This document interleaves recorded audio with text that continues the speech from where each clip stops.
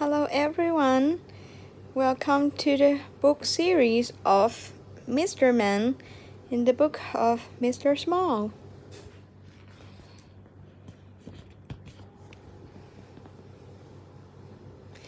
Mr. Small was very small, probably the smallest person you ever seen in your whole life, or perhaps the smallest person you have never seen in your whole life.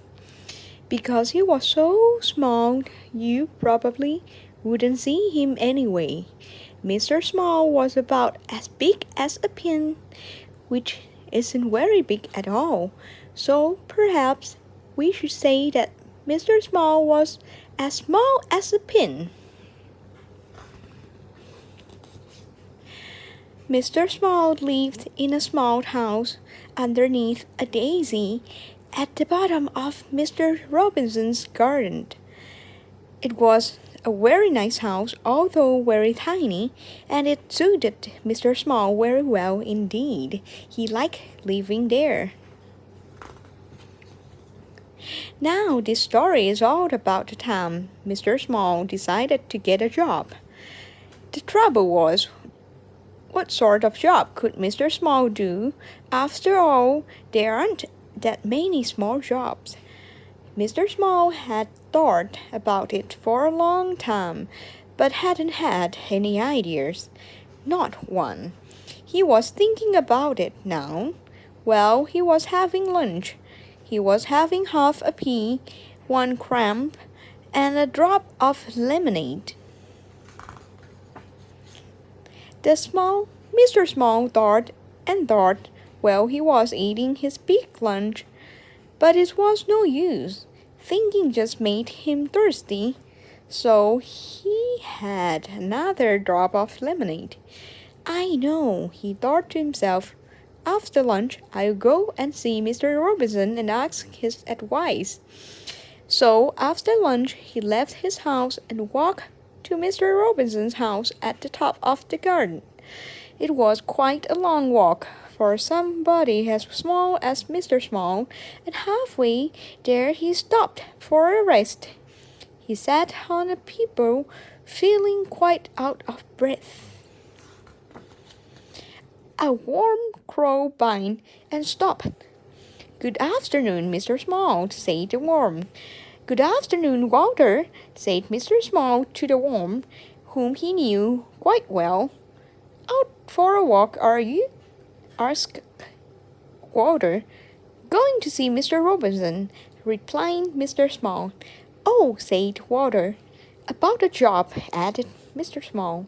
"Oh," said Walter the worm again, and crawled off. Walter was a worm of very few words. After he'd rested for a while, Mr. Small set off again and walked out of the rest of the way to Mr. Robinson's house, without stopping once. When he got there, he climbed up the steps to Mr. Robinson's back door. He knocked at the door. Nobody heard him. He knocked again at the door. Nobody heard him. The trouble was, you see, that if you are as small as Mr. Small, you don't have a very loud knock. Mr. Small looked up. There, high above his head, was the doorbell. "How can I ring the bell when I can't reach it?" thought Mr. Small to himself. He started to climb up the wall, brick by brick. To reach the bell, he had climbed up 4 bricks when he made the mistake of looking down. "Oh dear," he said, and fell. Bang! "Ouch!" said Mr. Small, rubbing his head.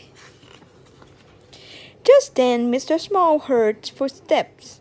It was the postman. The postman came to the door, posted his letters, and was just about to leave when he heard a voice.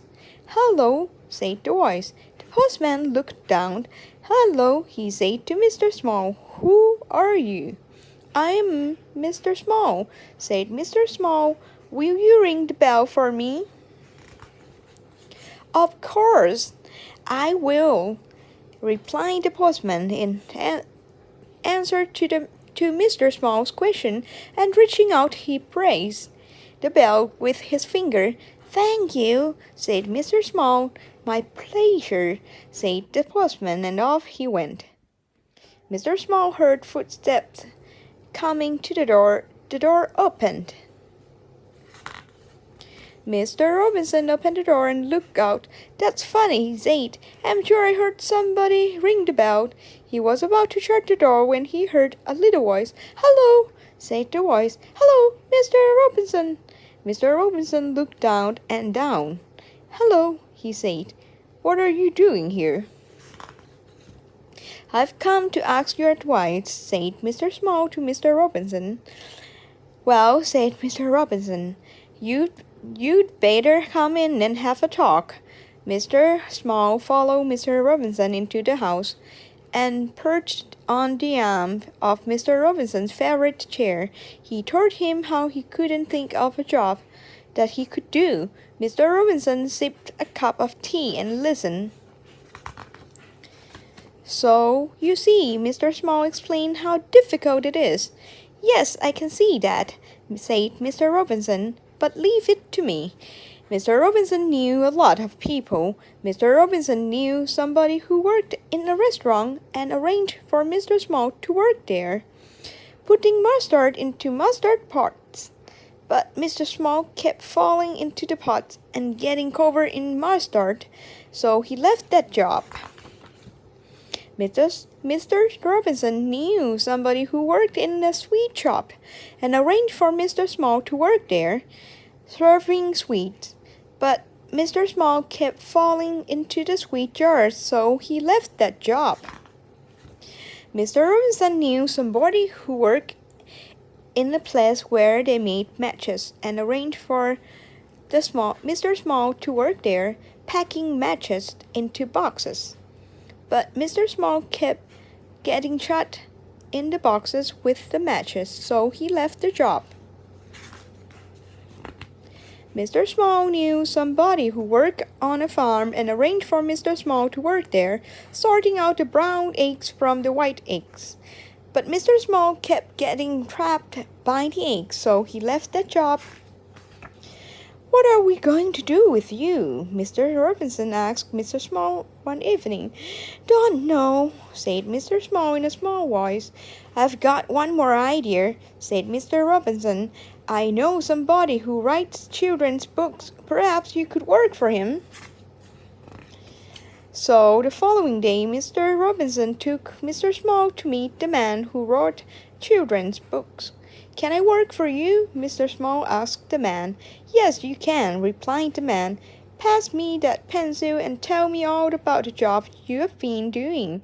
Then I will write a book about it. I'll call it Mr. Small," he added. "But children want to read a book all about me," exclaimed Mr. Small. "Yes, they will," replied the man. "They will like it very much." And you did, didn't you?